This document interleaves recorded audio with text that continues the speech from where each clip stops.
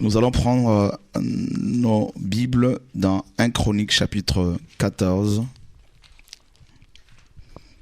1 Chronique chapitre 14, nous lisons à partir du verset 1er.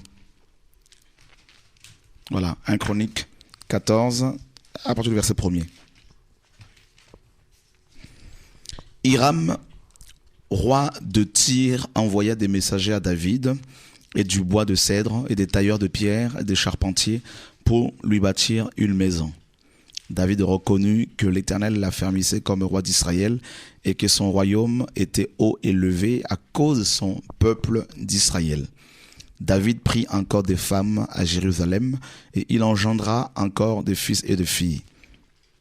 Voici les noms de ceux qui lui naquirent à Jérusalem: Shammua, Jobab, Nathan, Salomon, Jibar, Elushia, Elphélet, Noga, Nepheg, Japhia, Elishama, Béliada et Eliphélet. Les Philistins apprirent que David avait été oint pour roi sur tout Israël et ils montèrent tous à sa recherche. David, qui en fut informé, sortit au-devant d'eux. Les Philistins arrivèrent et se répandirent dans la vallée de Réphaïm. David consulta Dieu en disant: monterai-je contre les Philistins et les livreras-tu entre mes mains? Et l'Éternel lui dit: monte et je les livrerai entre tes mains. Ils montèrent à Baal-Pératsim où David les battit. Puis il dit: Dieu a dispersé mes ennemis par ma main comme des eaux qui s'écoulent. C'est pourquoi l'on a donné à ce lieu le nom de Baal-Pératsim. Ils laissèrent là leurs dieux qui furent brûlés au feu d'après l'ordre de David. Les Philistins se répandirent de nouveau dans la vallée. David consulta encore Dieu. Et Dieu lui dit: tu ne monteras pas après eux. Détourne-toi d'eux et tu arriveras sur eux vis-à-vis des mûriers. Quand tu entendras un bruit de pas dans les cimes de mûriers, alors tu sortiras pour combattre, car c'est Dieu qui marche devant toi pour battre l'armée des Philistins. David fit ce que Dieu lui avait ordonné, et l'armée des Philistins fut battue depuis Gabaon jusqu'à Gézer. La renommée de David se répandit dans tous les pays, et l'Éternel le rendit redoutable à toutes les nations.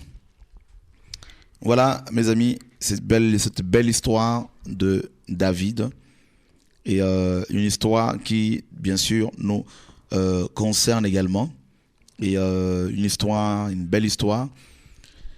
Voilà, donc David, l'homme selon le cœur du Seigneur, David, le roi, le plus grand roi d'Israël, à part le Messie.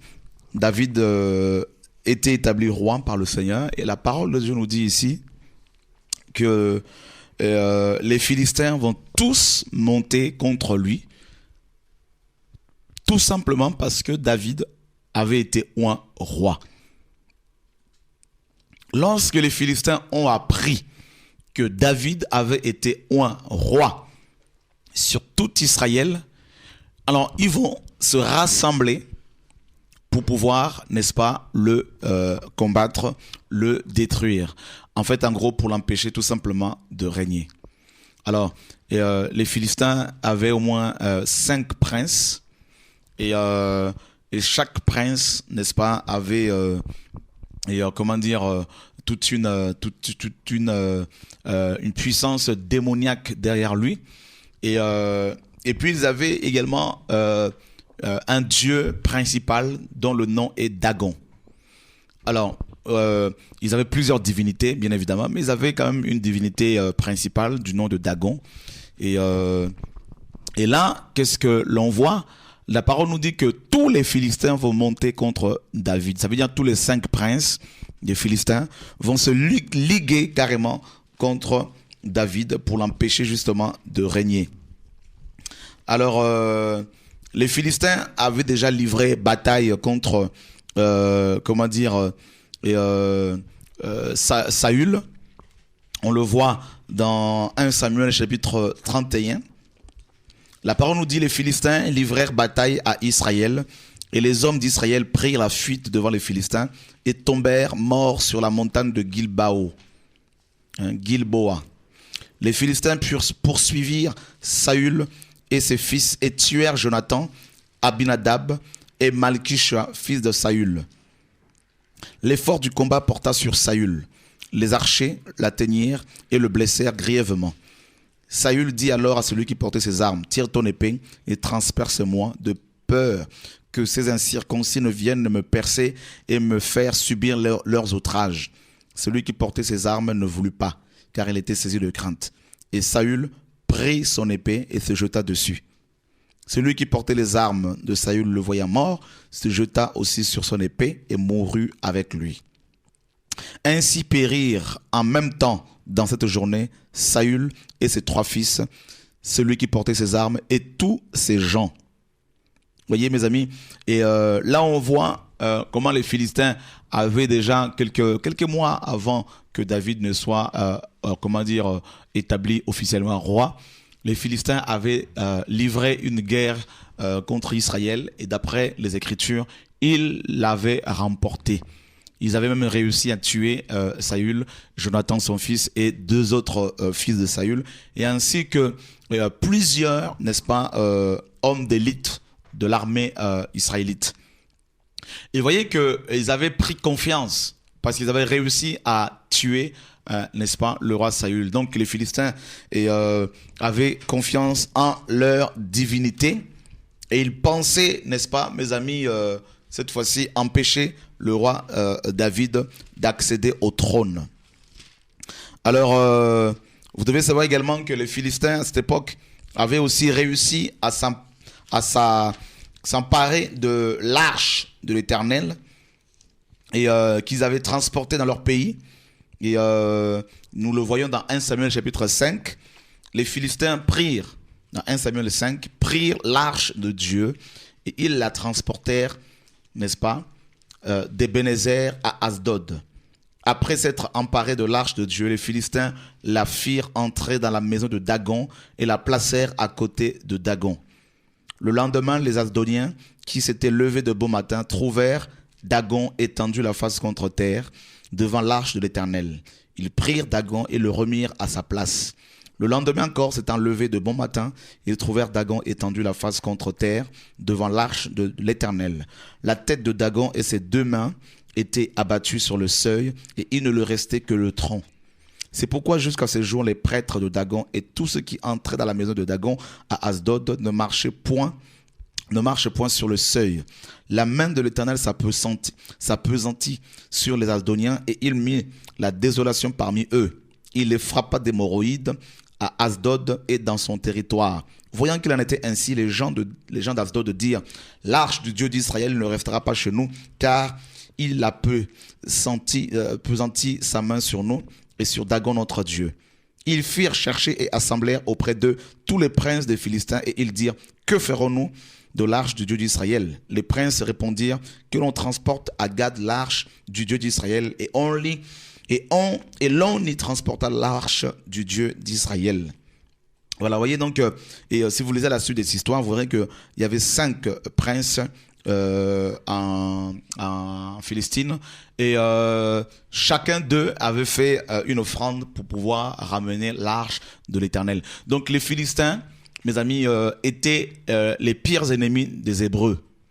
Si les Hébreux craignaient un peuple, c'était bien les Philistins. À part bien sûr les Assyriens, mais les Philistins étaient un peuple redoutable. Un peuple qui avait plusieurs divinités, dont la principale était Dagon, comme on vient de le lire. Donc vous voyez mes amis, donc ils avaient réussi à tuer le roi Saül.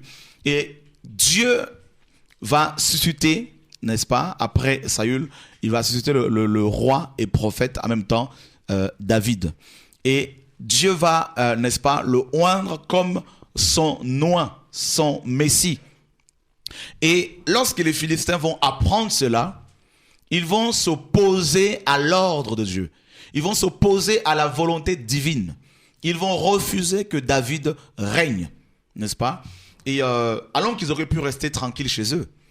Il aurait pu, mes amis, rester avec leurs femmes, leurs enfants dans leur pays. Mais non, il fallait qu'il monte justement en Israël pour empêcher David de régner.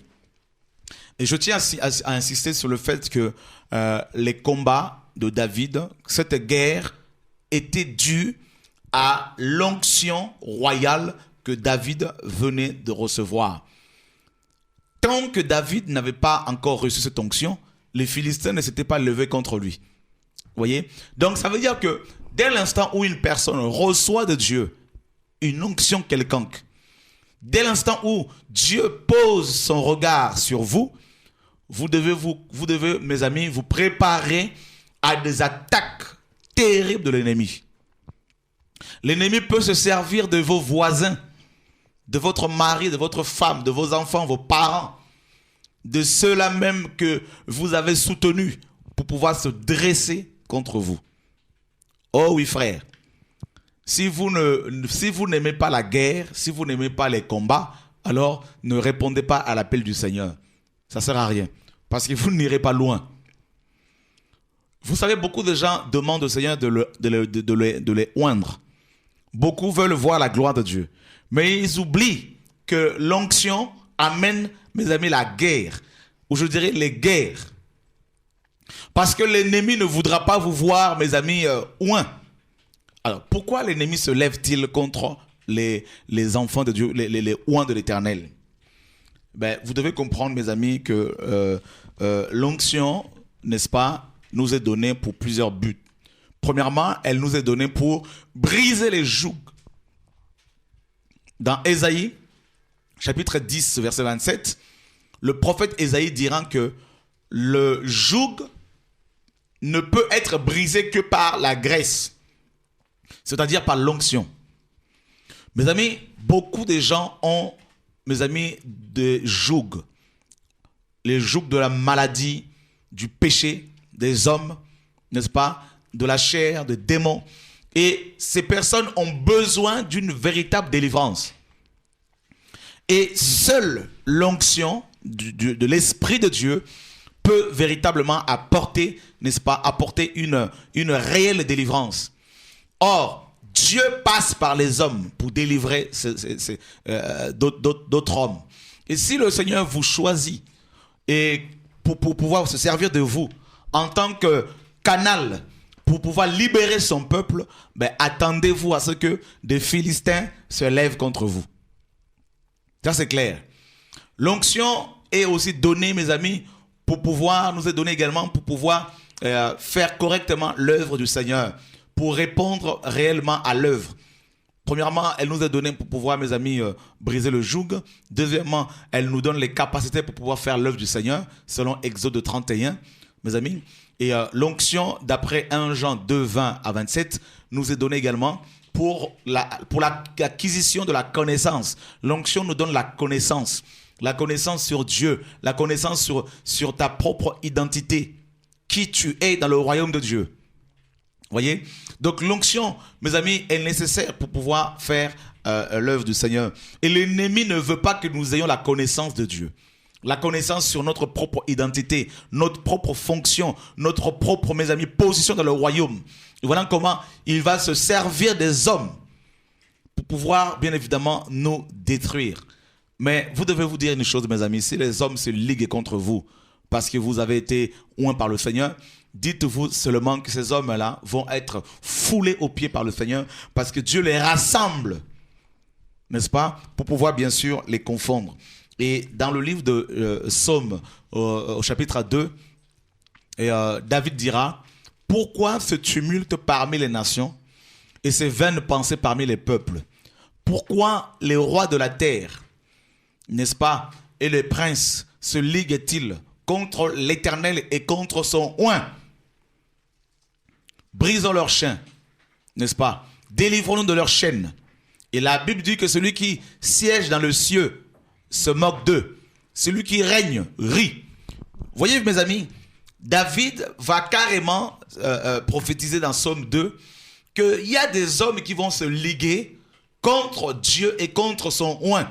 Ça veut dire que la personne que Dieu oint, et ici dans Psaume 2, il est d'abord question du Messie, bien sûr. Et bien évidemment, il est également question de toutes les personnes que le Seigneur a oint véritablement pour une œuvre quelconque. Alors il faut que les gens se lèvent contre vous. Ne soyez pas surpris. Ne soyez pas étonnés d'être dans la fournaise des épreuves. Ne soyez pas, mes amis, étonnés d'être oppressés tel un citron par les diverses épreuves auxquelles Dieu vous soumet.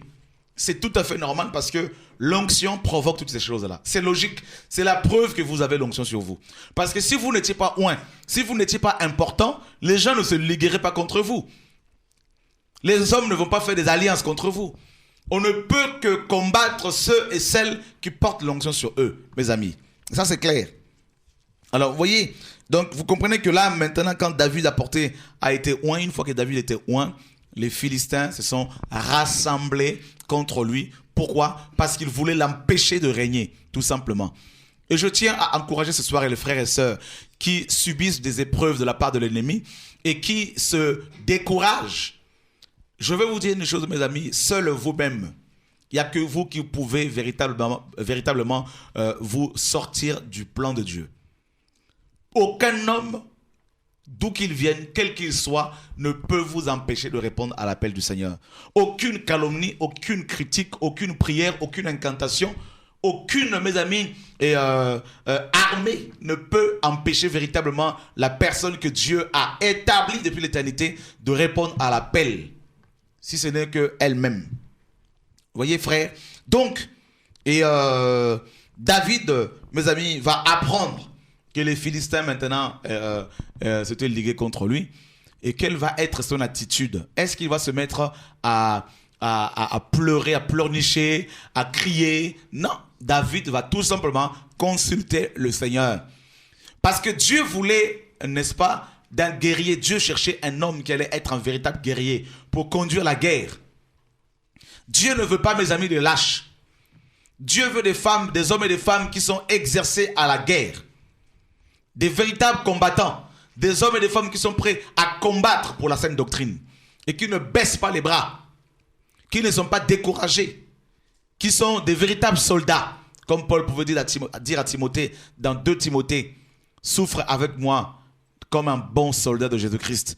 Il n'est pas de soldat qui s'embarrasse des affaires de la vie s'il veut plaire à celui qui l'a enrôlé. Vous voyez? Donc, nous sommes des soldats. Il y a une souffrance qui accompagne l'appel que l'on a reçu, que nous avons reçu.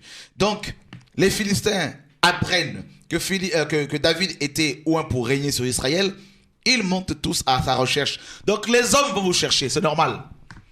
Il faut qu'ils vous cherchent. Mais j'aime le Seigneur. Plus ils vont vous chercher, plus ils vont vous trouver. Ah oui, frère. Parce que l'onction, c'est l'épée. L'onction que vous portez est une épée. Et je peux vous assurer, frère, l'onction... Mes amis, j'ai vu des gens qui ont combattu des frères et sœurs qui avaient l'onction, des hommes et des femmes de Dieu qui avaient reçu l'onction véritablement et qui ont fini mal. Croyez-moi, frère, tout ce que nous semons, nous finissons par le récolter. Oh oui. Quand on combat véritablement un oint de Dieu, un vrai enfant de Dieu, on finit toujours par ramasser les morceaux. On finit toujours par se retrouver, mes amis, dans le jugement du Seigneur. Parce que Dieu ne permettra pas à ce que ses élus tombent, soient détruits. Ça, c'est pas possible. Alors, David, mes amis, cherche la face du Seigneur. Et la Bible nous dit qu'il va être, les Philistins vont se positionner à quel endroit? À un endroit bien stratégique. Ils vont se positionner dans la vallée de Rephaïm. La vallée de Rephaïm. Voilà. Alors, vous savez, la Bible nous parle de plusieurs vallées. Et il n'y a pas de hasard. Hein? La parole de Dieu n'a rien laissé au hasard. Alors, si nous allons rapidement dans Deutéronome chapitre 2, nous lisons à partir du verset 9.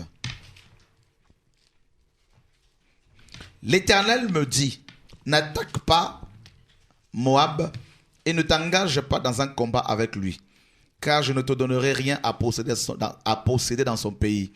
C'est aux enfants de Lot que je donnais Ar en propriété. Les Émim y habitaient auparavant. C'était un peuple nombreux et de haute taille comme les Anakim. Ils passaient aussi pour être les Rephaïm, de même que les Anakim. Mais les Moabites les appelaient Émim. Vous voyez mes amis, ici, les Rephaïm étaient, mes amis, des géants. Des géants qui pouvaient faire 3 à 4 mètres. Ils étaient très forts, hein, n'est-ce pas, à l'image de Goliath. Et là, la Bible nous dit que les enfants de Philistins, les Philistins, vont se positionner dans la vallée de Rephaïm, c'est-à-dire la vallée de géants. David est oint du Saint-Esprit. David a reçu l'onction pour régner. Et voilà que, mes amis, les Philistins se positionnent dans la vallée de Rephaïm, la vallée des géants.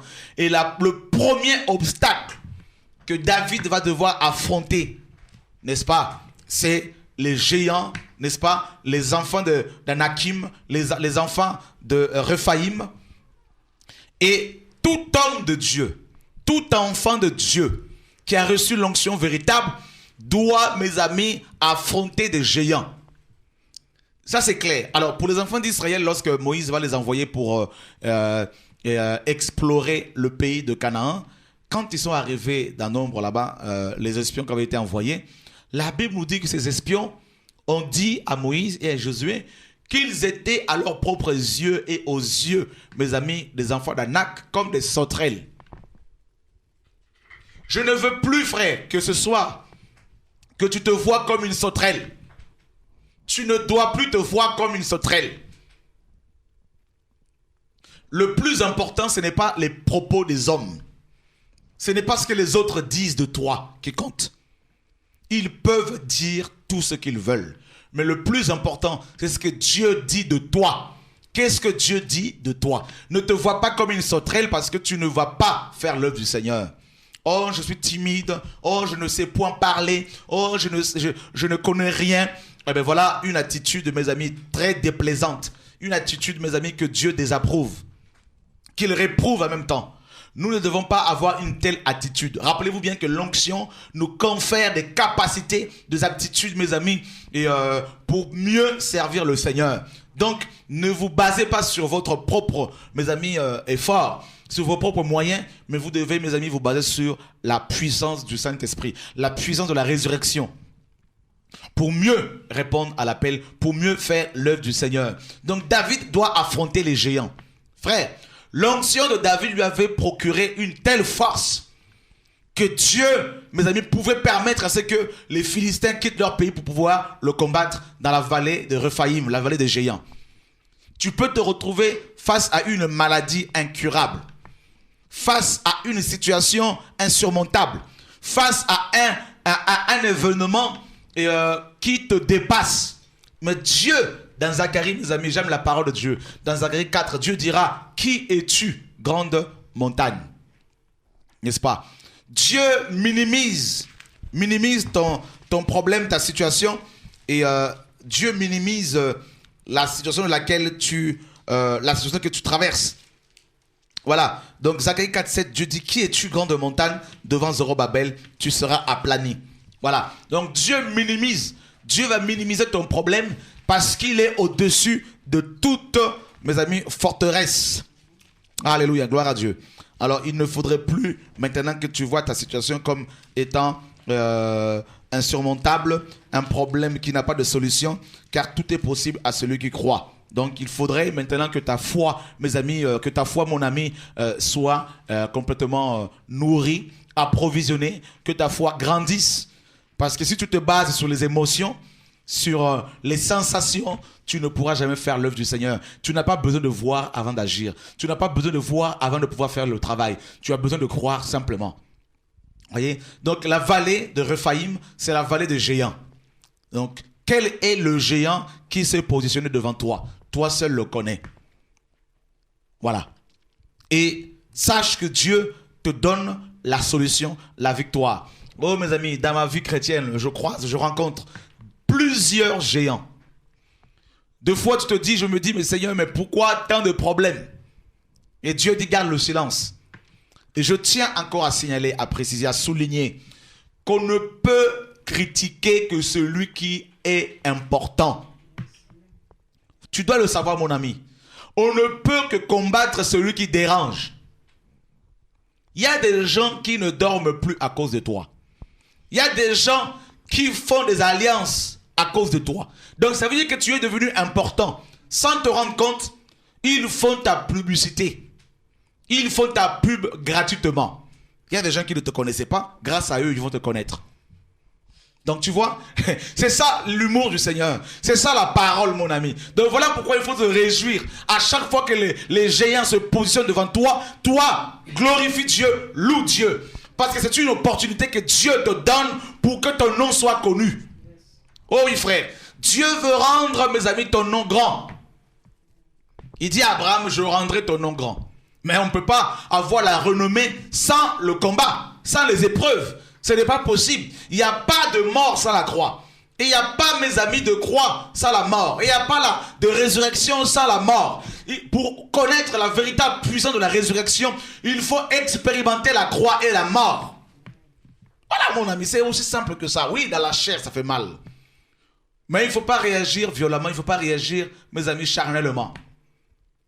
Il y a des gens qui ne dorment plus. Ils parlent plus de toi que de Jésus. Parce que quelque part, tu les déranges. Alors que logiquement, ils auraient dû parler plus de Jésus que de toi. Tu vois, mon ami? Donc, ça veut dire que sans se rendre compte, tu es devenu l'objet, mes amis, de leurs recherches et de leurs investigations. Il y a des gens qui vont faire des investigations, mes amis, avec une loupe. Tout simplement parce que tu es en train de déranger. Toi, tu dors tranquillement, mais eux, ils sont en train de faire des investigations, comme les renseignements généraux. C'est parce que tu es devenu important. C'est parce que tu portes l'onction. Ils ne font pas autant d'investigations pour combattre les francs-maçons, les rosicruciens et les autres. Mais pourquoi toi? C'est parce que justement, tu es en train de déranger. Aussi simple que ça.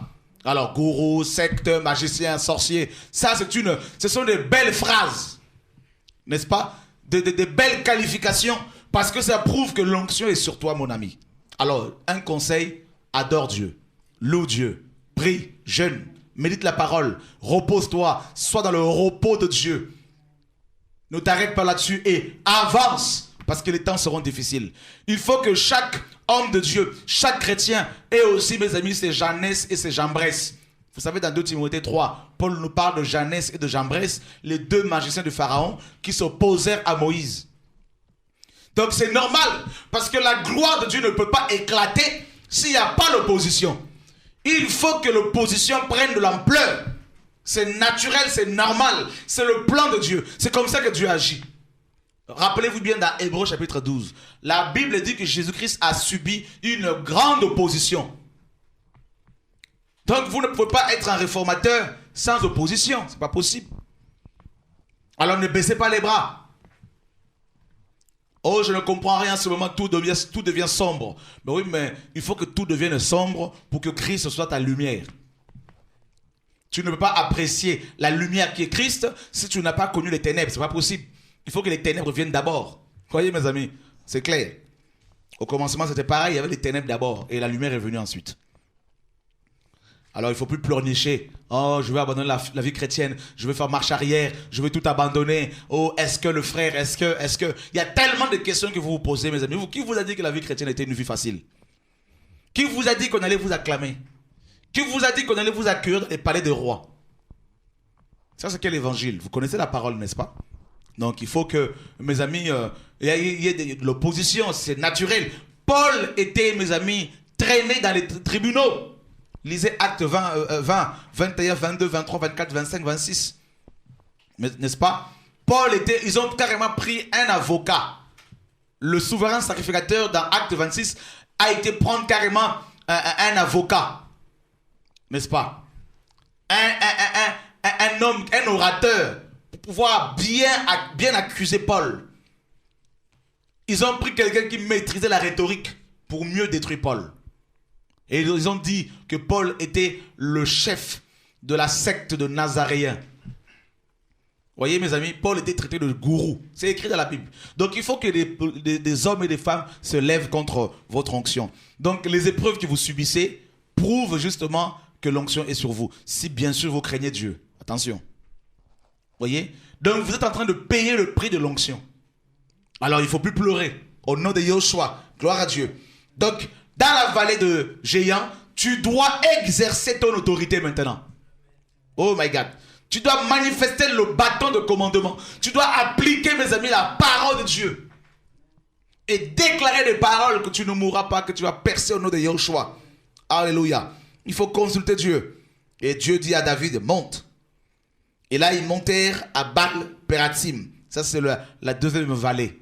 La première vallée, c'est la vallée des géants. N'est-ce pas, frères et sœurs? Et ils arrivent là à la vallée de Baal-Pératim, où David les bâtit.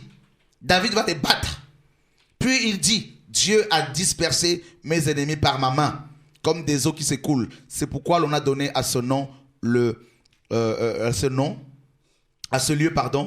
de Baal-Pératim. Ils laissèrent là leurs dieux, qui furent brûlés au feu d'après l'ordre de David. Les Philistins sont allés combattre David avec leurs dieux, avec leurs statues, leurs figurines. Frère, c'est terrible. Ils avaient carrément leurs statues. Et ils faisaient des incantations. Donc c'était une guerre à la fois physique et spirituelle. Oh my God, frère. Il y a des hommes qui vont faire des incantations sur vous. Ils vont déclarer des paroles sur vous. Mais je veux vous dire, frères et sœurs, dans la vallée, mes amis de géants, ils vont laisser leur Dieu. Et tu vas brûler leur butin. Au nom de Yahushua. Abraham, le père de la foi, mes amis, a eu aussi à lutter, à mener une guerre. Avant que Melchisédek ne lui apparaisse, il a livré une bataille. Donc il faut être des guerriers. J'aime, mes amis, voir des frères et sœurs qui ont, mes amis, l'esprit de Christ. Qui sont de vrais combattants. Des vrais soldats. Qui peuvent prendre des coups, mais sans pour autant baisser la garde. Jamais. Au nom de Yahushua. Alléluia. Mes amis, ils ont laissé leur Dieu. C'était, mes amis, une guerre spirituelle. Les divinités philistines qui combattaient l'onction de David. Mais mes amis, ce qui est bien, c'est que derrière David, il y avait le Dieu, mes amis, très haut. Le rocher des âges. Les Philistins croyaient avoir affaire à David. Ils pensaient avoir affaire à un homme ordinaire. Ah frère, il y a des hommes et des femmes ordinaires qui deviennent extraordinaires parce qu'ils portent une onction extraordinaire. Lorsque l'on croit qu'ils sont finis, c'est alors que Dieu les élève encore davantage. Parce que Dieu n'aime pas la défaite. Oh frère, alléluia. Gloire à Dieu. Ça c'est merveilleux. Ils se sont dit, les Philistins se sont dit, David c'est un petit, il n'a pas l'expérience. On va complètement le canarder, le dégommer. On va l'abattre, on va achever cet homme.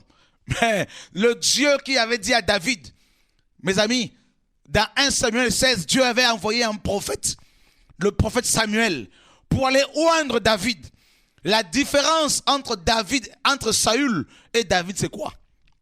C'est que dans 1 Samuel 10, Saül avait été oint avec une huile qui était, mes amis, dans une, dans une espèce de fiole. N'est-ce pas? Mais par contre, David était oint par une huile qui sortait d'une corne. Oh my God.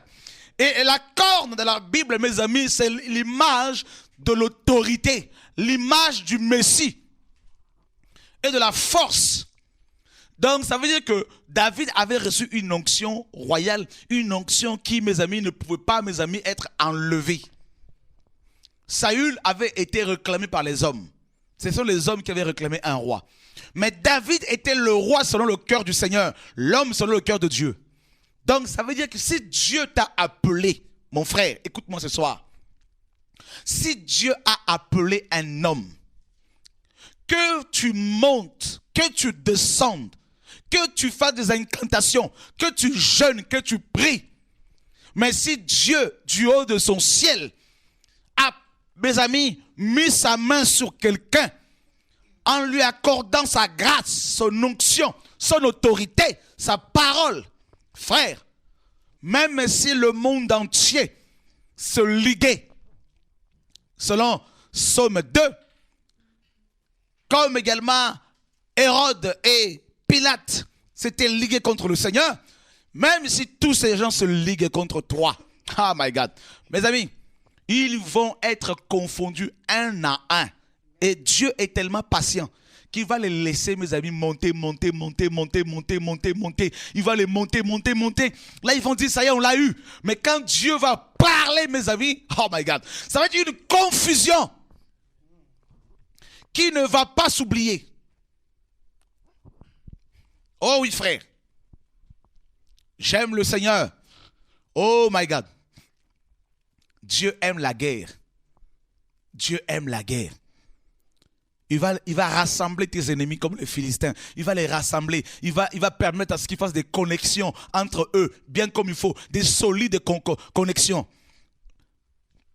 Et je veux dire à ceux qui entrent dans ce genre de connexions, ce soir, ne courez pas le risque de perdre votre vie. Parce qu'on ne se moque pas du Seigneur. Ah oui. Ne courez pas le risque d'entrer bêtement dans des connexions inutiles. Parce que Dieu rassemble les gens pour pouvoir les frapper, frère. Et il n'a pas changé. Il n'a pas changé. On ne se moque pas du Seigneur. Ce qu'un homme aura semé, il le moissonnera. Ça, c'est clair. Tu peux te retrouver avec des maladies bizarres dans ton corps physique. Ta santé peut se dégrader, se détériorer. Parce que tu te liguais contre les hommes et les femmes que Dieu avait véritablement appelés et établis. David, qui avait reçu l'onction, va user de la sagesse. Il avait eu à 2 reprises l'occasion de détruire Saül. David dira, parce qu'il a porté l'onction, je ne leverai pas la main sur lui. C'est son affaire entre lui et Dieu. Voilà, des hommes sans intelligence peuvent se lever comme ça, facilement par manque de connaissances, croyant répondre à l'appel du Seigneur sans se rendre compte qu'ils sont en train de se massacrer eux-mêmes et de livrer carrément leur famille à la malédiction, au jugement du Seigneur. Parce que ce qu'un homme aura semé, il le moissonnera, frère. Ah oui, Dieu est juste. Dieu est juste. Lorsque quelqu'un commence à vouloir prendre sa place de juge, Dieu intervient automatiquement. Et là, David va rassembler les dieux de Philistins et il va le brûler au feu. Oh oui, frère. Et parmi ces dieux, il y avait certainement le dieu Dagon. Ils vont être tous brûlés au feu. Au nom de Yahushua. Et là, c'est la vallée, n'est-ce pas? C'est la vallée de Baal-Pératsim. La deuxième vallée. Et la Bible nous dit au verset 13 de 1 Chronique 14, les Philistins se répandirent de nouveau dans la vallée. Dans la vallée, mes amis, de Baal-Pératsim. Et le mot Baal-Pératsim signifie littéralement Seigneur de brèche. Et il faut que Dieu, n'est-ce pas, Dieu veut il veut se servir de toi pour que tu fasses de brèche ici et là. Regardez ce que Michée, chapitre 2, nous dit, mes amis. J'aime bien cette parole prophétique dans Michée, chapitre 2. Nous lisons au verset 13. Celui qui fera la brèche montera devant eux. Ils feront la brèche, franchiront la porte et en sortiront. Leur roi marchera devant eux et l'Éternel sera à leur tête. Alors ici, c'est une parole prophétique qui concerne le ministère de Jean-Baptiste, qui concernait son ministère. Et Michée, mes amis, avait prophétisé au 8e siècle avant Jésus-Christ que Jean-Baptiste allait venir et qu'il allait faire une brèche. Et cette brèche allait permettre à ce que les enfants d'Israël sortent de leur prison pour pouvoir suivre leur roi, c'est-à-dire le Messie, Yahushua. Vous voyez mes amis, pourquoi Jean-Baptiste devait-il faire une brèche? Rappelez-vous bien mes amis que selon Ézéchiel 10 et 11, la Shekinah avait quitté le temple d'Israël. Et les enfants d'Israël, mes amis, avaient été en captivité, à Babylone. Et pendant 4 siècles, lorsque la gloire s'est retirée d'Israël, pendant 4 siècles, il n'y avait plus de prophètes. Le Saint-Esprit ne travaillait plus en Israël. Donc, le ciel était fermé. Et Dieu, mes amis, va susciter maintenant Jean-Baptiste.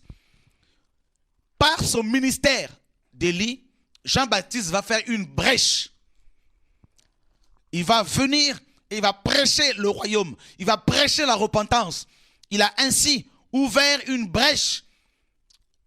Et les enfants d'Israël, les élus, mes amis, ceux qui étaient, mes amis, ceux qui attendaient le Messie véritablement, ont pu passer par cette brèche pour suivre le Messie. Donc, David ici devait être, mes amis, utilisé par le Seigneur pour faire une brèche. Parce qu'à cette époque, en Israël, il y avait déjà l'apostasie. Il y avait le péché. Chacun faisait pratiquement ce qu'il voulait. Saül, mes amis, n'avait pas réussi à établir la vérité en Israël. Il était corrompu. Et il fallait un homme selon le cœur du Seigneur pour faire une brèche. Pour que le peuple sorte, n'est-ce pas, de sa prison, de sa captivité. Et voilà pourquoi Dieu va amener, mes amis, va oindre David et il va pousser les Philistins pour aller le combattre. Dans la vallée de Réphaïm, la vallée de géants. Et par la suite, David va faire une brèche. Et la Bible dit qu'ils vont rebaptiser ce lieu. Ils vont donner à ce lieu le nom de Baal, Pératim, la vallée de brèche, le Seigneur de brèche. Il y a eu une brèche qui avait été faite. Mes amis, parmi vous, peut-être ce soir, il y en a que Dieu veut utiliser pour ouvrir la voie à d'autres. Comme des vrais conducteurs. Dieu veut se servir de toi pour apporter peut-être un vent nouveau. Pour apporter un réveil quelque part, je ne sais pas, dans ta famille, dans ton assemblée locale, dans ta ville, dans ton quartier, dans ton couple, dans ton, je ne sais pas, dans ton pays. Mais il y a un prix à payer. On ne peut pas faire de brèche sans, mes amis, les combats, sans la guerre. Ce n'est pas possible. Alors il ne faudrait pas te décourager facilement. Il ne faudrait pas baisser facilement les bras. Ce message est pour tous les véritables enfants de Dieu qui sont persécutés, qui sont blessés, qui sont rejetés et qui subissent des épreuves incroyables. Non parce qu'ils sont dans un péché quelconque, mais parce qu'ils se sanctifient et se mettent à part pour la vérité. Alors ceux-là ne doivent pas baisser les bras. Alléluia, gloire à Dieu. Et là les Philistins, mes amis, de nouveau, se sont rassemblés contre David. Tes ennemis vont, mes amis, de plus en plus se liguer. Même si tu reçois une quelconque, comment dire, même si tu as expérimenté, tu as remporté une victoire, ne pense pas que l'ennemi va te laisser en repos. Non, jusqu'à ta mort, l'ennemi va toujours, mes amis, rôder autour de toi, autour de nous. 1 Pierre 5, 8 le dit. Veillez et priez, car votre adversaire, le diable, rôde comme un lion rugissant, cherchant qui il dévorera. Il va chercher qui dévorer. Donc, ne dors pas parce que tu as remporté une victoire. Ne dors pas, bien au contraire. Sois toujours, mes amis, en éveil, en prière, mobilisé. Parce que la guerre continue, les épreuves continuent. L'ennemi ne va pas te laisser pour autant, mes amis, dans la tranquillité, dans le repos. Sois toujours, mes amis, éveillés. Veillez et priez, car la chair est faible, mais l'esprit est bien disposé.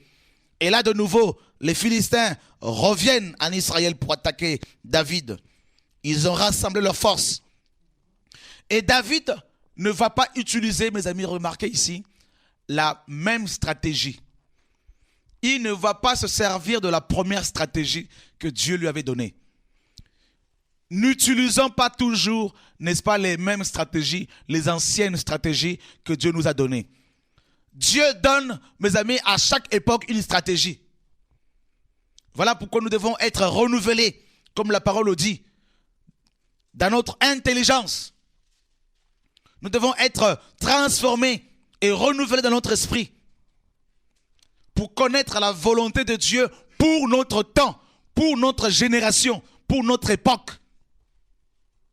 Voyez mes amis, donc là, David aurait pu se baser sur la première stratégie, et là, ça aurait être, mes amis, ça serait catastrophique. C'est le principe de la religion. C'est quand on va utiliser, mes amis, le vieux vin. Voyez? Et il faut un vin nouveau. Il faut, mes amis, de nouvelles stratégies pour mieux opérer. Parce que l'ennemi connaît maintenant les stratégies que nous avons utilisées hier. Il le connaît. Voyez, mes amis, voilà pourquoi il nous faut le discernement. Et là, David va consulter de nouveau le Seigneur. Ayez l'habitude de consulter Dieu. Seigneur, comment veux-tu que je m'organise? L'ennemi se lève encore. Que dois-je faire, Seigneur? Montre-moi, donne-moi l'intelligence, donne-moi la sagesse pour mener correctement ce combat. Et là, Dieu dit à David, tu ne monteras pas après eux, comme la première fois. La première fois, le Seigneur lui avait dit, monte. Mais cette fois-ci, Dieu lui dira, ne monte pas. Alors, on va dire, Dieu peut-il changer? Il va dire A hier et aujourd'hui B. Non, frère, il faut l'intelligence. Nous devons être renouvelés. Parce que le fait de garder les mêmes méthodes qu'avant, on finit par mettre en place la religion. Nous devons être suffisamment malléables, sensibles à l'esprit. Dieu peut, mes amis, changer sa manière d'opérer, d'agir avec les uns et les autres en fonction de la stratégie que l'ennemi a mis en place. Dieu connaît ces stratégies.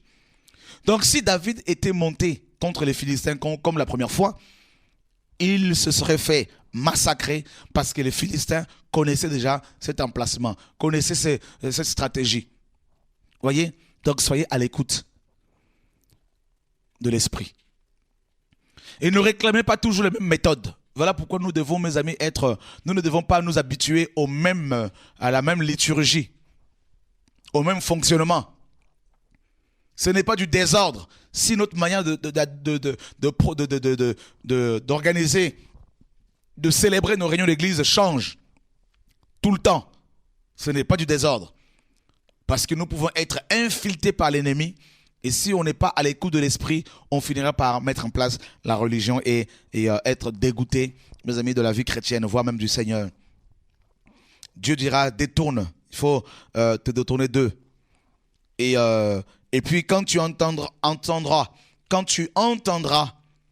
un bruit de pas dans les cimes des mûriers, alors tu sortiras pour combattre, car c'est Dieu qui marche devant toi pour battre l'armée des Philistins.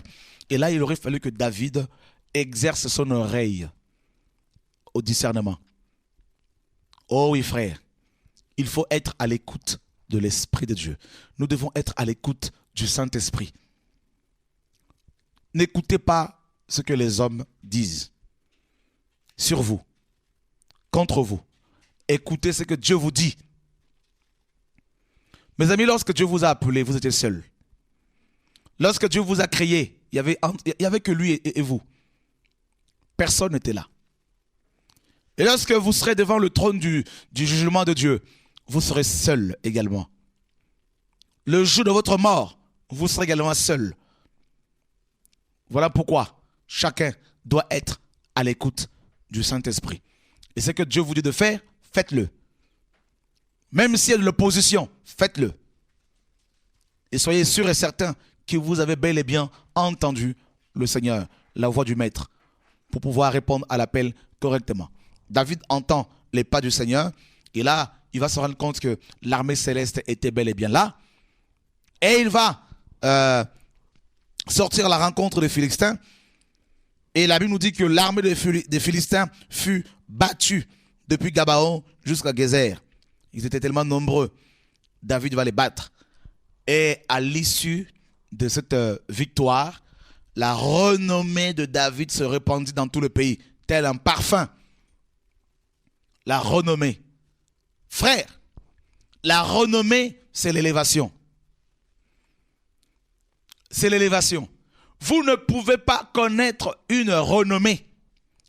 Vous ne pouvez pas connaître la renommée si vous n'êtes pas passé par la guerre. Ce n'est pas possible. Ce n'est pas possible. Oh oui.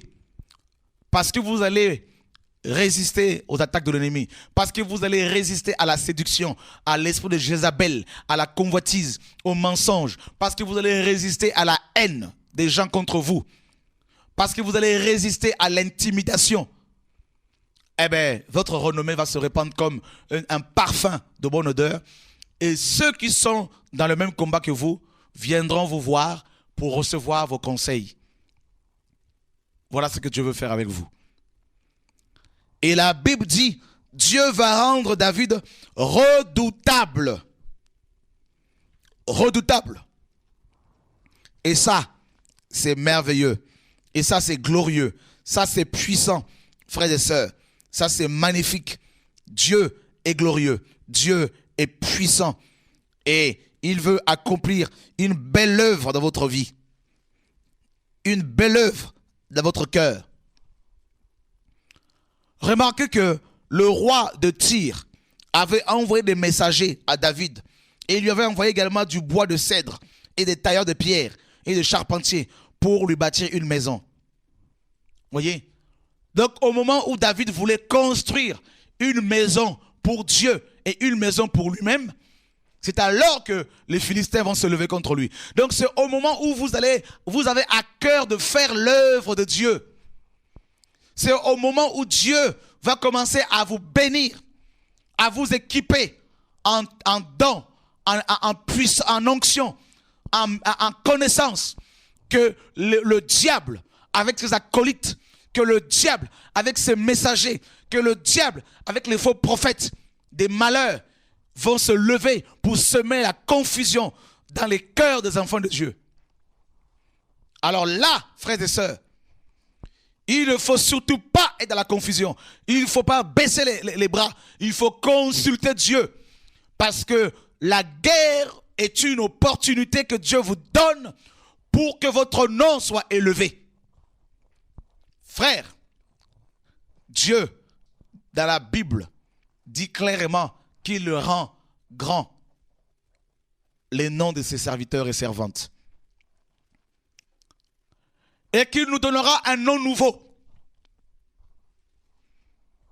Oh oui. Il y a justement un livre qui va sortir bientôt, courant janvier, entre les mains du potier. Et ce livre, mes amis, va encourager beaucoup d'entre vous. Je le crois parce que le Seigneur m'a mis à cœur de l'écrire depuis quelques années déjà. Vous verrez comment Dieu, mes amis, fonctionne, comment Dieu s'organise-t-il pour pouvoir former ses ouvriers. Et ça, c'est une grâce que de répondre à l'appel du Seigneur. Dieu veut que, au travers de votre ministère, que les démons, mes amis, soient davantage exposés, que des gens soient guéris, délivrés, restaurés, que des foyers soient restaurés, que des couples au bord du divorce soient, mes amis, restaurés. Donc votre souffrance n'est pas vaine, vos pleurs ne sont pas vains. Vous ne devez en aucun cas baisser les bras. Comme David, mes amis, Dieu exerce nos mains au combat, à la guerre. Et les épreuves sont proportionnelles à l'onction qu'on a reçue. Et la Bible dit dans 1 Corinthiens 10, 13, aucune tentation ne vous est survenue qui n'a été humaine. Et Dieu qui est fidèle. Aucune tentation qui vous est survenue n'a été humaine. Et Dieu qui est fidèle ne permettra point que vous soyez tentés au-delà de votre force, c'est-à-dire de votre onction. La force ici, c'est l'onction. Donc, plus vous souffrez, alors que vous craignez Dieu, plus l'onction va s'accroître, plus Dieu va guérir les gens, plus Dieu va toucher les hommes. Et je disais tout à l'heure qu'il y a des hommes qui ne vont plus, mes amis, être tranquilles à cause de votre onction. Il y a des hommes qui vont passer leur vie sur Internet, sur Facebook, pour parler de vous. Parce que votre nom devient, mes amis, grand. Parce que vous commencez à avoir de la renommée. C'est tout à fait normal. Voyez? Donc, ne soyez pas choqués de ces choses-là. Vous pouvez être abandonné, délaissé. Ne soyez pas choqués. Et je disais que, vous savez, on ne peut jeter de la pierre on ne peut jeter des pierres que contre des mangues qui sont mûres. N'est-ce pas? Donc, si les mangues sont mûres, ben on leur jette des pierres pour pouvoir les cueillir. Mais tant qu'elles ne sont pas mûres, personne ne leur jette de pierres. Donc, c'est normal que les gens vous critiquent, vous combattent. C'est normal que les gens se dressent contre vous. Eux-mêmes ne comprennent pas pourquoi ils se dressent contre vous. Ils vont avoir comme une sorte de folie. Comme s'ils sont mandatés, obligés de vous détruire. Mais ils ne se rendent pas compte qu'ils sont en train de faire, mes amis, ils sont en train de vous élever, en fait. La meilleure façon, mes amis, de combattre quelqu'un qui est dans le faux, c'est de prier pour que Dieu l'expose. Voyez, si vous êtes vraiment de Dieu. Alors que Dieu soit béni, ne pleurez plus, ne baissez plus la garde, que Dieu vous garde. Ce soir, c'était une exhortation pour encourager ceux et celles qui souffrent. Nous allons lire un dernier verset dans Jacques, chapitre 1er.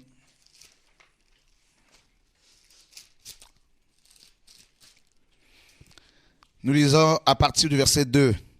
Mes frères, regardez comme un sujet de joie complète les diverses épreuves auxquelles vous pouvez être exposés, sachant que l'épreuve de votre foi produit la patience. Mais il faut que la patience accomplisse parfaitement son œuvre, afin que vous soyez parfaits et accomplis sans faillir en rien. Et voilà ce que la parole nous dit. Et le verset, mes amis, 12 nous dit, « Heureux l'homme qui supporte patiemment la tentation, car après avoir été éprouvé, il recevra la couronne de vie que le Seigneur a promise à ceux qui l'aiment. » Et à Pierre nous dira de nous dire maintenant, mes amis, dans 1 Pierre chapitre 3, 1 Pierre chapitre 4, pardon, verset 12. « Mais bien aimés, ne trouvez pas étrange d'être dans la fournaise de l'épreuve, comme s'il vous arrivait quelque chose d'extraordinaire.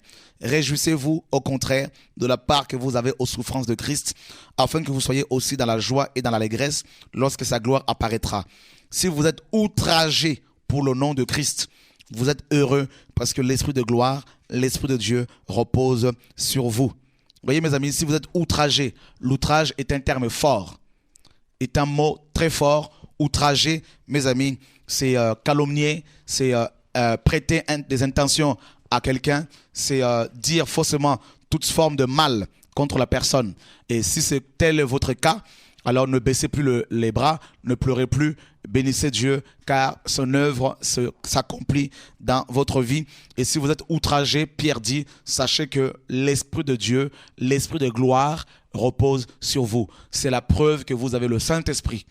Si les hommes se lèvent contre vous comme ça, si les hommes disent que vous êtes méchants, sorciers, marabouts, faux prophètes, faux apôtres, c'est la preuve que Dieu est avec vous.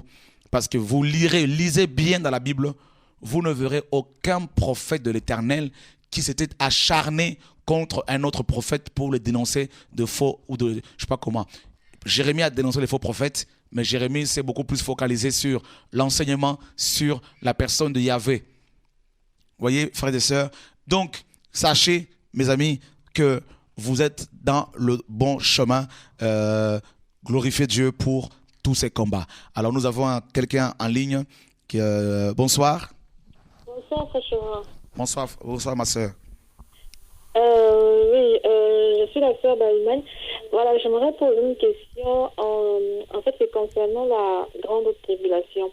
En fait, j'aimerais savoir si pendant la grande tribulation, c'est-à-dire après l'enlèvement de l'Église, si le Saint-Esprit sera encore répandu sur, par exemple, ceux qui auront cru, qui vont se convertir à ce moment-là. Bien évidemment, parce que le Saint-Esprit, c'est lui qui convainc de la justice, du jugement et du péché, selon Jean 16, 7 à 8. Donc, le Saint-Esprit ne partira pas à l'enlèvement. Oui, mais quelle sera alors la différence entre les chrétiens qui vont se convertir pendant l'enlèvement et les chrétiens et l'Église, quoi? Quelle est la différence entre ceux-là? Ben, la différence, c'est que eux, ils ne vont pas participer aux noces. Oui. Et nous aurons participé, nous participerons aux noces. Voilà, et puis ils auront la marque de la bête et ils vont devoir, enfin ils n'auront pas la marque de la bête, mais je veux dire, ils vont devoir, beaucoup seront égorgés, exécutés parce qu'ils refuseront la marque de la bête. Voilà. D'accord. Mais le Saint-Esprit est Dieu. Dieu ne veut pas quitter la terre. Mais puisque il y a un passage dans, je pense, en fait, Paul dit que lorsque celui qui le retient sera parti, en fait, il parlait du Saint-Esprit, non? Non, c'est ce que beaucoup de gens. Le problème, c'est que nous ne devons pas retrancher ni rajouter. Nous ne devons rien retrancher de la parole ni rajouter non plus. Et dans 2 Thessaloniciens, chapitre 2, Paul parle de 2 choses. Il dit, vous savez ce qui le retient. Donc là, il est d'abord question de ceux qui retient l'homme impie. Donc c'est impersonnel. Hein? Donc c'est comme s'il était question d'une puissance. Et deuxièmement, il est question de celui qui le retient. Non, on n'a pas dit qu'il était question du Saint-Esprit là. Donc c'est plus l'Église qui est là, qui est le sel de la terre. Parce que si le sel n'est plus là, la terre n'aura plus de saveur, n'aura plus de goût. Voilà. Mais dans Apocalypse 7, on nous dit qu'il va y avoir une conversion de beaucoup de gens pendant la grande tribulation. Beaucoup de gens vont se convertir, les gens de toutes tribus, de toute nation, de tout peuple, de toute langue.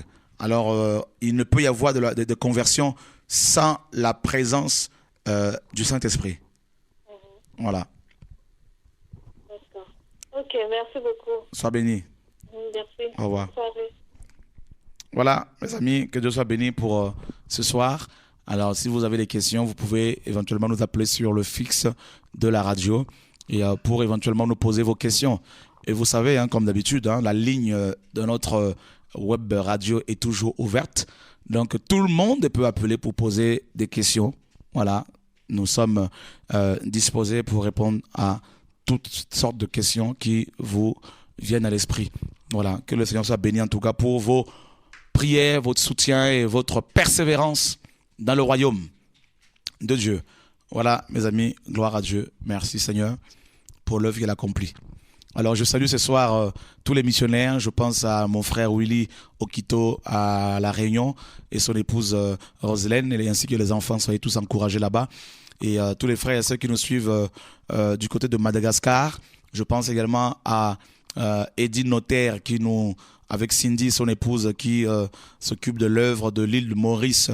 Soyez encouragés. Je pense également aux frères et ceux qui nous suivent du côté de l'île Rodrigue, n'est-ce pas, et du Madagascar, et Lubumbashi, en RDC, tout ça, Likasi. Soyez tous encouragés, ce soir bénis. Et je pense également ce soir aux frères et sœurs qui sont combattus du côté de la Côte d'Ivoire. Et nous prions que le Seigneur accorde à ce peuple qui a tant souffert sa paix, n'est-ce pas, aux frères et sœurs de la Côte d'Ivoire, que Dieu leur accorde en tout cas sa paix. Voilà, nous prions vraiment que le Seigneur permette à ce qu'il y ait une issue, mes amis, voilà, une issue à cette crise qui commence à faire beaucoup de victimes. Allô, bonsoir. Oui, allô? Oui, bonsoir. Oui, bonsoir. Je vous appelle pour savoir quand est-ce que le livre Entre les mains du potier va sortir. Le livre Entre les mains du potier sortira courant janvier. Si tout va bien, mi-janvier. D'accord. Voilà. Je vous remercie. Bon courage, au revoir. Que Dieu vous bénisse, au revoir. Voilà, c'est un livre en tout cas que je recommande personnellement aux frères et sœurs. Et voilà, et vraiment c'est un livre que le Seigneur m'a inspiré, qui va encourager beaucoup de personnes qui aspirent au ministère. Et voilà, mais le livre par excellence que vous devez lire, c'est la Bible, bien sûr. Donc ça, il n'y a pas de souci. Mais Dieu bâtit son œuvre. Alors, je ne sais pas s'il y a des questions. En tout cas, je disais tout à l'heure qu'on doit penser beaucoup à la Côte d'Ivoire, penser également beaucoup à la RDC, pour que ces deux pays soient, restaurés par le Seigneur. Parce qu'il y a beaucoup de victimes, et que Dieu garde son peuple. Bonsoir. Oui, bonsoir, Chora. C'est Liliane. Bonsoir Liliane, comment vas-tu? Ça va, on va bien. Ouais, j'ai une question à poser au fait. D'accord. Oui, je voulais savoir la différence entre les amis de l'époux et l'épouse. Ok, bonne question. Les amis de l'époux et l'épouse. Oui. Alors, les amis de l'époux, et il y a bien sûr les questions des gens comme Jean-Baptiste, Oui. n'est-ce pas? Abraham, tout ça. Allô? Abraham, Ah, voilà. Et l'épouse, ben, c'est les Juifs et les nations qui ont donné leur cœur au Messie. ah, d'accord. Ok, merci beaucoup. Voilà, Liliane. Le 1er et le 2, on sera en Belgique. Ah, d'accord. Donc, À Liège, c'est ça? à Liège. Et puis là, on va arrêter une date pour venir chez vous à Mons cette fois-ci. Ah, ok, ça va. Merci Voilà. beaucoup. Bon courage. Dieu vous bénisse, oui. Au revoir. Au revoir. Voilà, mes amis. Donc, vos questions, toujours au 01 60 79 14 65. Allô, bonsoir. Oui, bonsoir. Allô? Oui, Allô? oui, bonsoir. Oui, bonsoir. C'est Patrick de Lyon. J'appelle de Lyon. Patrick, bonsoir. Oui, une question à poser justement concernant les chefs d'entreprise en fait. Parce que moi je suis dans une assemblée où on forme des chefs d'entreprise. Justement, le sujet c'est si Jésus avait une entreprise, comment la gérera-t-il quoi? Pour savoir ce que vous en pensez par rapport à ce programme où on forme les chefs d'entreprise pendant, je crois, 3 années. Qui sont ceux qui forment ces chefs d'entreprise? Je pense que c'est des anciens ont vu avec le pasteur. Donc, le pasteur, lui, il est pour. Donc, c'est juste pour former, en fait, les chefs d'entreprise. Le sujet, c'est si Jésus avait une entreprise, comment la gérera-t-il, quoi? Ok, ben déjà, Jésus n'aurait pas eu une entreprise, premièrement. Mhm. Parce que son entreprise, c'était l'œuvre pour laquelle il est mort à la croix, c'est-à-dire la restauration des hommes et des femmes de l'humanité. Et ça, c'est la belle entreprise qu'il est venu faire. Et le problème, c'est qu'il y a beaucoup de mélange au jour d'aujourd'hui. Et on mélange le temporel avec le spirituel. Et que des chrétiens créent des entreprises, je veux dire, pour pouvoir avoir de quoi subvenir à leurs besoins. Oui, c'est tout à fait biblique, c'est pas un péché. Mais il faut en même temps préciser que bibliquement parlant, un chrétien ne peut pas être milliardaire. On ne peut pas être milliardaire sur terre tout en étant dans la foi. C'est pas possible. Parce que c'est pas compatible, je m'explique. On sait bien que l'économie de ce monde est entre les mains de Lucifer. La parole dit dans 1 Jean 5, 19, nous savons que nous sommes de Dieu et que le monde entier est sous la puissance du malin. Le mot monde de la cosmos, cosmos en grec signifie aussi un arrangement harmonieux d'un ordre et d'un gouvernement. Cosmos signifie aussi l'ensemble de biens matériels.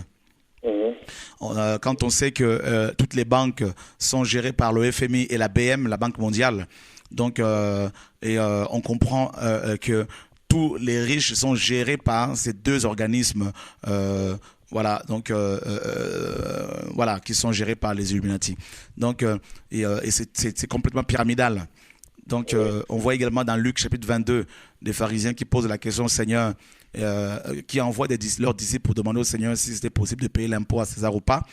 Le Seigneur leur demande de qui porter l'effigie et l'inscription de la monnaie qu'ils avaient, et ils vont répondre de César, et il dira rendez à César ce qui est à César et à Dieu ce qui est à Dieu. Donc le Seigneur nous a enseigné clairement que l'argent monnaie n'appartient pas à Dieu. Oui. Moi, j'ai eu à leur dire justement que ce n'était pas biblique. Donc, ils m'ont dit c'était par rapport à la Genèse, comme quand Dieu a dit qu'il fallait dominer sur la terre. Et eux, leur but, c'est vraiment pour pouvoir dominer aussi, pour pouvoir se répandre. Donc, c'était par rapport à ça, en fait. En fait, le problème, c'est qu'ils n'ont pas compris. Lorsque Dieu disait dans Genèse 1, 28 à l'homme et à la femme, au premier couple, de dominer sur la terre, ils n'étaient pas encore tombés dans un péché. N'est-ce pas? Donc, dominer, là, c'est littéralement, c'est gouverner. N'est-ce pas? Donc, maintenant, quand ils vont chuter, le gouvernement de ce monde a été remis volontairement par Adam à Lucifer. Et quand le Seigneur Jésus-Christ est venu, il a repris les clés que l'ennemi avait, notamment l'esprit des morts, le séjour des morts, selon Apocalypse 1, 18. Le Seigneur a repris ses clés, mais pour l'instant, nous dominons sur le plan spirituel par rapport au péché. Nous dominons sur le péché. Mais la parole dit, il y a dans 1 Corinthiens chapitre 14, chapitre 15, je vais le lire. 1 Corinthiens 15.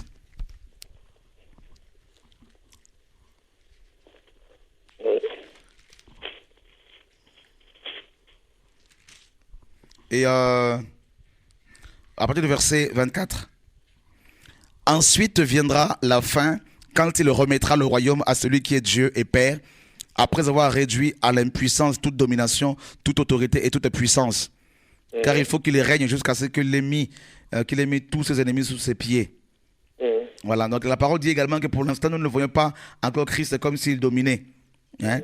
Et voilà, donc pour l'instant, on sait que c'est le règne de l'ennemi. N'est-ce pas? Mais à la fin, Christ va remettre toutes choses au Père. Voilà. Et là, toutes les dominations humaines seront réduites à néant. Mais pour l'instant, Genèse 1,28 ne peut pas encore. On le vit sur le plan spirituel par rapport au péché et aux démons. Mais sur le plan physique, ce n'est pas encore le cas. Ce verset sera effectif lorsque le royaume de Dieu s'établira sur terre au retour visible de Jésus-Christ avec l'Église. Voilà.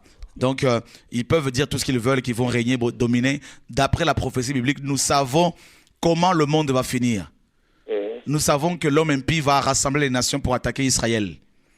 Donc, ça ne sert à rien qu'ils se battent pour vouloir devenir riches dans un monde impie. La Bible dit dans 1 Timothée 6, si vous avez la nourriture et le vêtement, cela vous suffit.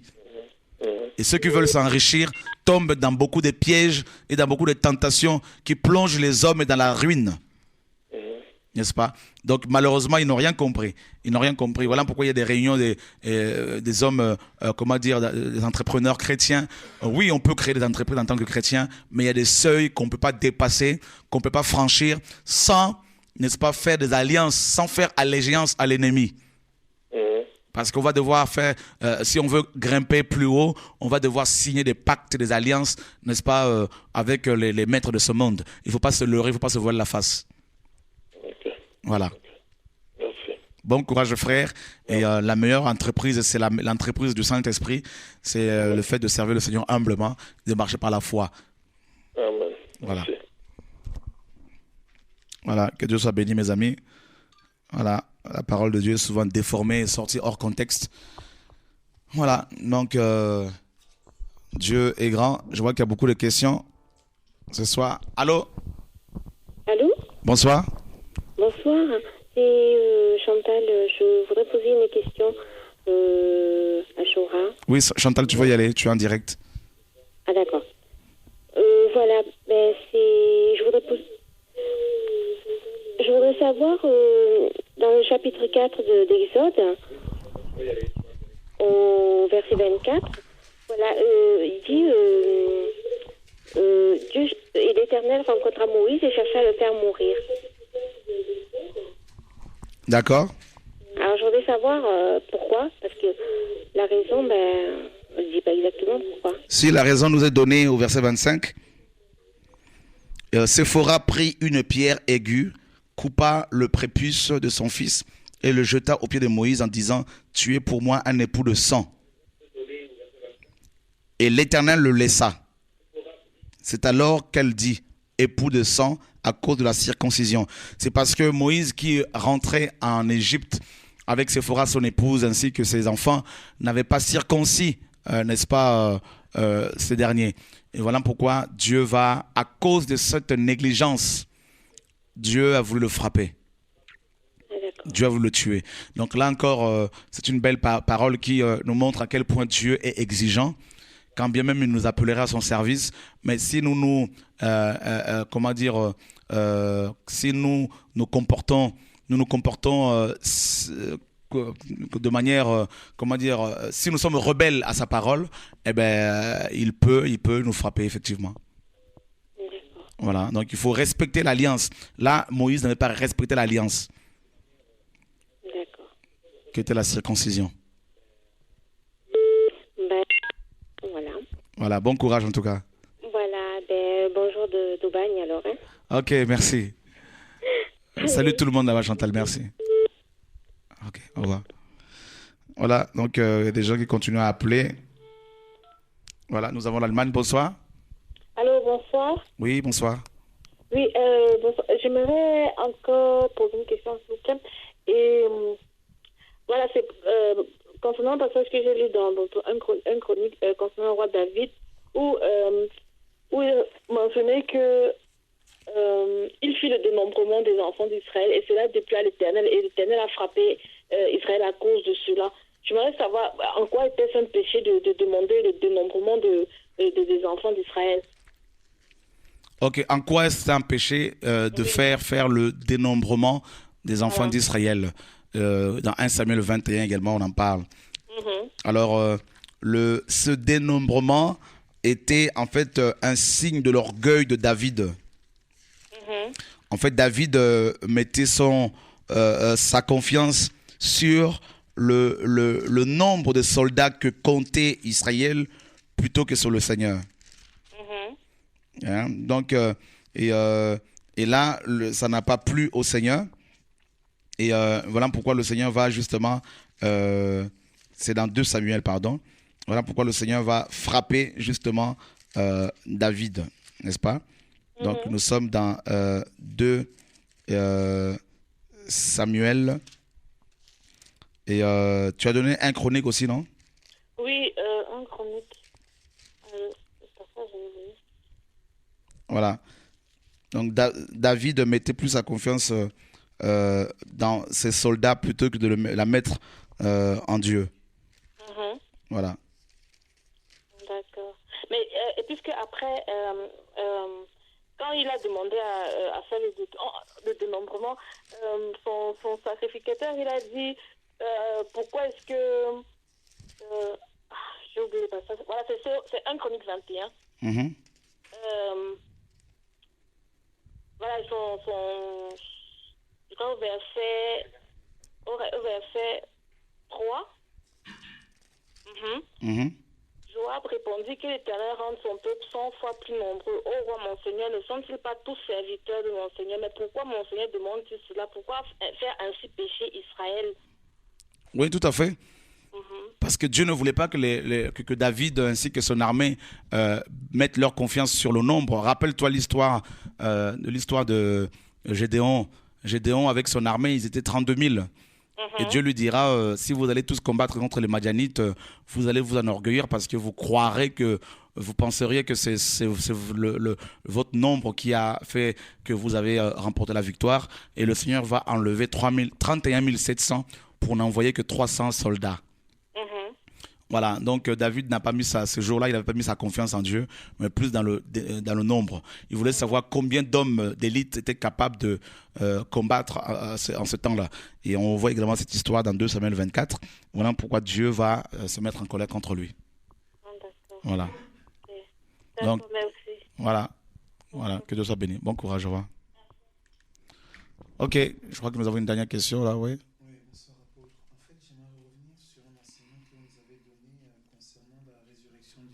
À savoir le samedi. Et après avoir médité un peu dessus, je me suis basé en fait sur le livre de Marc, Marc 16, verset 9. Et j'ai essayé de rapprocher ça au Lévitique 23, verset 11, avec la fête des prémices. Et en fait, pour moi, les deux étaient cohérents, c'est-à-dire que la fête des prémices étant symbolisant en fait la résurrection, la fête des prémices avait lieu le premier jour de la semaine suivant le sabbat. Le sabbat de la Pâque. Et ça corrobore en fait ce que dit Marc 16, 9, à savoir que Jésus est ressuscité le premier jour de la semaine. Alors certainement que j'ai mal compris quelque chose et j'aimerais que vous nous expliquiez. Ok, bonne question. Alors, ce qu'il faut comprendre, c'est que la fête des prémices, tout comme les 6 autres fêtes, pouvait tomber n'importe quel jour en fait, d'après le calendrier, d'après la lune. Parce que les mois en Israël étaient à cette époque lunaires et en fonction de la nouvelle lune. Et là, il y avait un 13e mois. un Védar qui était rajouté pour qu'il y ait un rattrapage. Et maintenant, cette fête pouvait, tout comme le Shabbat, pouvait tomber un lundi, un mardi, un mercredi, un jeudi. Il n'y avait pas un jour d'arrêté où on devait fêter les 7 fêtes de l'Éternel, à part le Shabbat de la semaine. Maintenant, dans plusieurs versions, il y a même des versions où on dit que le Seigneur est ressuscité un dimanche, carrément. Et je crois qu'on aura cet enseignement, peut-être même, je crois, vendredi soir, si le Seigneur le permet, sur la résurrection du Seigneur encore, pour aller encore en profondeur. Et si l'on se base sur la parole de Matthieu, si tu peux le lire, chapitre 12. Si tu peux nous prendre Matthieu chapitre 12, le verset est 38 à 40, si tu peux nous le lire. Matthieu 12, versets 38 à 40. Alors quelques-uns des scribes et des pharisiens prirent la parole et dirent : Maître, nous voudrions voir un signe de ta part. Il leur répondit : Une génération mauvaise et adultère recherche un signe. Il ne lui sera donné d'autre signe que celui du prophète Jonas. Verset 40. Car de même que Jonas fut 3 jours et 3 nuits dans le ventre du grand poisson, de même que le Fils de l'homme sera 3 jours et 3 nuits dans le sein de la terre. Ok. Alors quand la Bible dit que cette fête est célébrée le premier jour de la semaine et après le Shabbat, ce qu'il faut comprendre, ce n'est pas le Shabbat de la semaine, le Shabbat de la fête. Parce que les 7 fêtes de l'Éternel étaient de Shabbat ou de sabbat. Si ça tombait un lundi, ce lundi-là était considéré comme férié, comme un sabbat. Personne ne devait travailler. Si c'était un mardi, ce mardi-là était considéré comme un sabbat.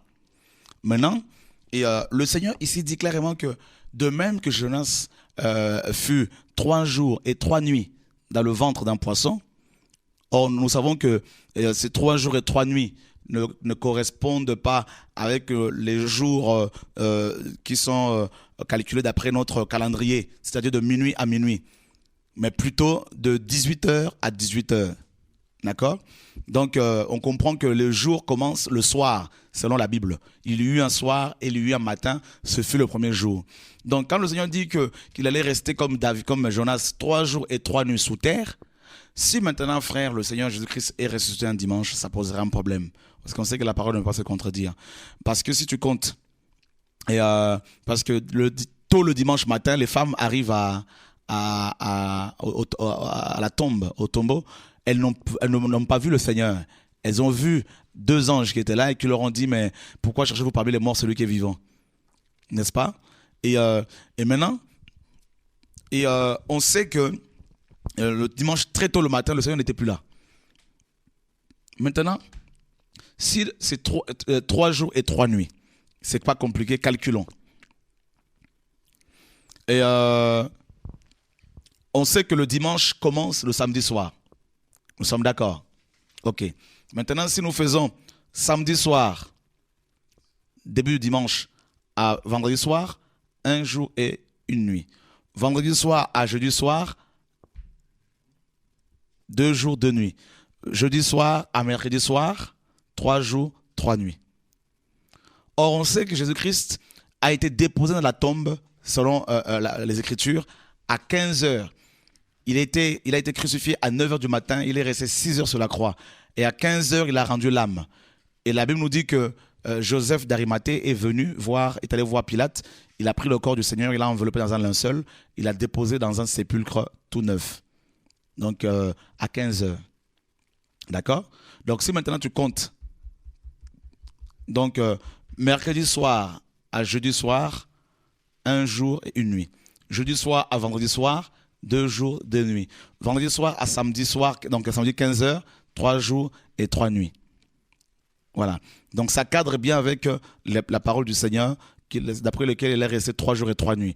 Or, s'il est ressuscité un dimanche matin, ça poserait un problème. Dans ce cas-là, il faut compter dimanche matin à samedi matin, 1 jour et 1 nuit. Samedi matin à vendredi matin, 2 jours, 2 nuits. Vendredi matin à jeudi matin, 3 jours, 3 nuits. Là, ça poserait un problème parce qu'il n'a pas été déposé dans la tombe un matin, mais plutôt à 15 heures. Donc, Et le Shabbat correspond bien avec l'ensemble de la révélation biblique qui veut que ce jour soit un jour de repos, un jour de l'accomplissement, confirmant ainsi les propos du Seigneur, notre Dieu, dans Genèse 2, où il est dit que le jour du Shabbat, le Seigneur s'est reposé. Alors, tu as beaucoup de versions qui disent clairement que Jésus-Christ était ressuscité un dimanche. Mais ce sont des versions qui sont complètement falsifiées. Et il y a même, j'ai vérifié, il y a même des virgules. Quand tu prends Marc 16, c'est la virgule qui change toute la phrase. Alors qu'on sait que dans les textes originaux, il n'y a pas de virgule, il n'y a pas de ponctuation, ni virgule, ni point. Tu vois? Et j'ai vérifié même dans la Bible de Lingala. Et là, c'est encore mieux, bien écrit. Dans Marc 16, 9, que ce n'était pas, qui n'est pas ressuscité un dimanche. Donc, vendredi, je viendrai avec cette version, et, qui est aussi une bonne version. Et pour la bonne compréhension des frères et sœurs, Christ n'est pas ressuscité un dimanche. Et ce qu'il faut savoir, c'est que beaucoup des traducteurs de la Bible étaient influencés par le catholicisme romain. Ça, il ne faut pas l'oublier. Voilà. La première Bible que nous avons, la première Bible qui a été traduite par Jérôme en latin, c'est la Vulgate. Et c'était une Bible catholique. Ça, il ne faut pas l'oublier. Donc, beaucoup de choses ont été déformées avec des virgules, des points. Beaucoup de gens ont été complètement déformés. Voilà. Le dimanche en Israël n'a jamais été un jour de fête, un jour que les enfants d'Israël devaient observer. Et ça a toujours été le Shabbat. Et toutes les fêtes de l'Éternel, c'était les fêtes de Shabbat. Et ça ne tombait jamais le même jour. Jamais. Jamais. Voilà. Que Dieu soit béni. Alors. Juste une question par rapport à ce que vous avez mentionné par rapport à la Bible. Selon vous, quelle est la bonne version de la Bible, la version la plus exacte, la plus proche des textes originaux. Des textes originaux en français et peut-être en anglais aussi, quoi. Bon, en français, il y a. Bon, faut dire que la plupart de ces versions, si ce n'est toutes, sont quand même plus ou moins contaminées. Hein. Et ça, c'est clair. Nous savons que les textes originaux sont exempts de toute erreur. Ben, mais les copies, les traductions, les copistes ont fait beaucoup d'erreurs. Ils ont été, pour la plupart des traducteurs, influencés quand même par le catholicisme romain. Ça, il ne faut pas l'oublier. Donc, ils ont interprété, traduit les Saintes Écritures en étant déjà formatés par le système religieux que le catholicisme romain. Donc, il y a Osterwald, comment la Darby qui n'est pas mal, et c'est littéral, mais c'est pas mal. Et mais malheureusement Darby aussi dit que Christ est ressuscité un dimanche. Et il y a une version à Lingala qui est pas mal, mais bon, tout le monde ne parle pas le Lingala. Et il y a aussi la Martin qui n'est pas mal, mais toutefois il faut quand même vérifier parce qu'il y a des choses aussi qui ne sont pas vraiment bien interprétées, bien traduites. Voilà. Que Dieu soit béni. Voilà. Donc, si Christ frère est ressuscité un dimanche matin, ça poserait vraiment de réels problèmes. Donc, ça contredirait ce qu'il a dit. 3 jours et 3 nuits. Et là, ça poserait vraiment des problèmes, un problème sérieux. Voilà. Et ce qu'il faut comprendre, c'est que Constantin a réuni le concile de Nicée en 325. Après Jésus-Christ, en 313, il a signé l'édit de Milan, n'est-ce pas, pour mettre fin à la persécution de l'Église. Et en 325, il rassemble les évêques catholiques pour officiellement donner naissance à l'Église catholique. Et en 405, n'est-ce pas, c'est-à-dire plus de 80 ans après le concile de Nicée, Jérôme traduit pour la première fois la Bible en latin. Alors qu'à cette époque, la Bible était toujours en grec et en hébreu, et notamment la version de la Septante qui était traduite de l'hébreu en grec, donc la version complète des Saintes Écritures. Et puis là, en 405, Jérôme va achever sa Bible en latin. Et Jérôme était un érudit, c'est vrai, il parlait couramment l'hébreu et le grec, mais il était catholique, n'est-ce pas ? Donc, et la plupart des versions que nous avons ont été, mes amis, se sont basées sur cette version-là de Jérôme. Et à chaque fois, c'était modifié à chaque fois. Voilà. Donc, ça poserait un problème avec l'ensemble de la révélation de la parole. Voilà. Donc, que Dieu soit béni. En tout cas, bon courage, frères et sœurs. Et donc, vendredi, si Dieu permet, on va encore bien expliquer ces choses. Et voilà, plus on avance, plus on s'aperçoit à quel point beaucoup des versions de la Bible ont été complètement falsifiées. Voilà pourquoi les musulmans aussi attaquent beaucoup le christianisme, parce qu'ils relèvent beaucoup de contradictions, d'incohérences dans les versions. Et là, c'est voilà. Mais on vous recommande la version quand même de Darby, qui est pas mal. Et Osterwald, et puis Lamartin. Voilà. En tout cas, le plus important de tout ça, il faut marcher dans la sanctification. Et puis, voilà, que Dieu soit béni. Bon courage. Alors, à bientôt. Merci à l'équipe technique. Et à bientôt, frères et sœurs. Au revoir.